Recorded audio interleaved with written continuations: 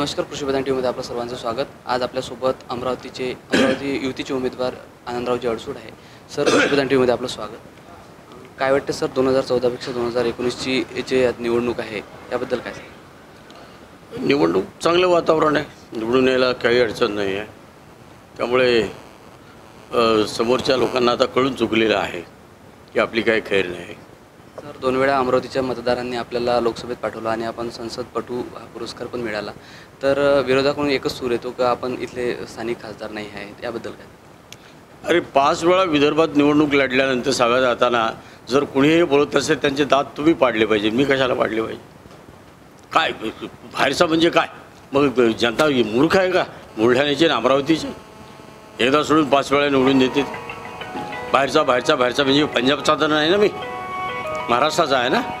आणि 91 सालापासून माझं, मी त्यावेळी खासदार नव्हतो, हे 9 आणि हे 19 28 वर्ष माझा संबंध आहे विदर्भाशी। मागच्या 2014मध्ये मोदी लाटेत आपण निवडून आलात असं त्यांचं म्हणणं होतं, त्याबद्दल यावेळी मोदी लाट ओसरली आहे असं त्यांचं म्हणणं आहे, याबद्दल काय? काय लय विरोधकांना ह्याच गोष्टी बोलायच्या असतात, जे नाही आहे ते बोलायचं। कारण मोदी लाट त्याच्या अगोदर आम्ही निवडून येत होतो, मोदी लाटेवर पण आम्ही निवडून आलो। आणि आज लाट नाही जे म्हणतात, हे सगळे पक्ष एकत्र का आले? मोदीचं जर वर्चस्व कमी झालं आहे तर सगळ्यांनी एकत्र येण्याचं कारण काय? सर, आघाडीत कुठेतरी बिघाडी वाटून राहिली, काही स्थानिक काँग्रेसचे कार्यकर्ते पण नाराज आहे, याबद्दल काय? सरळ आहे ना, कोणीतरी उमेदवार एखादा लादला असेल वरून तर खालच्या लोकांनी का तो स्वीकारावा? आणि प्रत्येकाच्या पक्षाचं एक स्वतःचं चिन्ह आहे। आणि हे राष्ट्रीय स्तरावरची काँग्रेस, 140 वर्षाची काँग्रेस, त्यांना उमेदवार मिळत नाही, त्यांचा पंजासमोर येत नाही, तर कार्यकर्त्यांना काय वाटेल त्यांच्या अंतर्मनाला?